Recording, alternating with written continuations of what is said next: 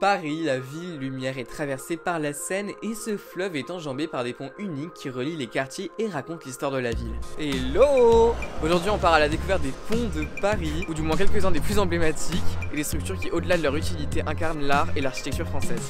Bon allez hop, venez, je vous emmène.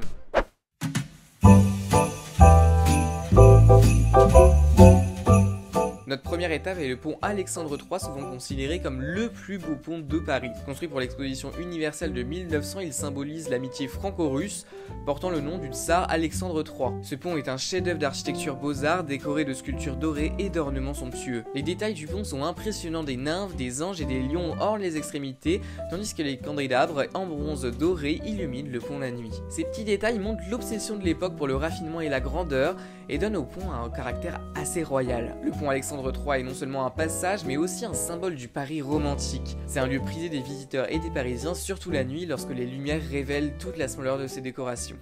Notre prochain arrêt est le pont des Arts, il est connu pour sa légèreté et son charme. D'ailleurs avec une structure qui ressemble davantage à une passerelle. Construit en 1804 sous Napoléon, c'est l'un des premiers ponts en métal de Paris, réservé aux piétons, ce qui le rend vraiment unique. Contrairement aux autres ponts de Paris, le pont des Arts n'a pas d'ornement flamboyant. Son design simple et ouvert en fer forgé et son plancher en bois en font un lieu de calme et de contemplation. On y trouve souvent des artistes, des photographes et des amoureux de la ville. Pendant des années, le pont des Arts était d'ailleurs connu comme le pont des cadenas. Les couples venaient accrocher un cadenas pour symboliser leur amour avant que les cadenas soient finalement retirés pour préserver le pont qui menaçait de s'écrouler. Je vous dis, cette histoire ça a causé bien des divorces, je suis sûr, c'est horrible.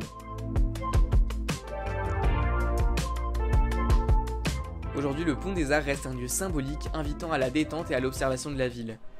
Un autre pont emblématique de la ville, c'est le pont Neuf, ironiquement nommé alors qu'il a été le premier à être construit au XVIIe siècle. Celui-ci marque d'ailleurs une étape vraiment dans l'évolution de l'architecture des ponts puisqu'il a été le premier à ne pas être couvert et à disposer de trottoirs pour les piétons. Le pont Neuf est décoré de masques grotesques sculptés appelés mascarons. Ces 381 visages différents ajoutent une touche d'excentricité et rappellent les traditions de la Renaissance avec leur mélange d'humour et de mystère. C'est également sur le pont Neuf que se trouve la célèbre statue d'Henri IV qui surplombe le fleuve et rappelle l'histoire de Paris. Ce pont relie les deux rives à l'île de la Cité au cœur de la ville et a été un modèle pour les ponts parisiens qui ont suivi. Enfin, un point important à retenir par rapport aux ponts de Paris, c'est qu'ils ont vraiment influencé le monde de l'art en général. Par exemple, le pont Mirabeau a été rendu célèbre par Guillaume Apollinaire. Ils sont vraiment devenus des symboles culturels de la ville à part entière, toujours en renforçant son identité romantique. Les ponts de Paris sont donc de réelles œuvres d'art et sont des symboles du patrimoine parisien. Chacun a son histoire, son style et son rôle dans la vie de la ville. Ces structures relient non seulement les rives de la Seine, mais aussi les époques et les visiteurs du monde entier. Bon, et du coup, moi, évidemment, je vous dis à demain.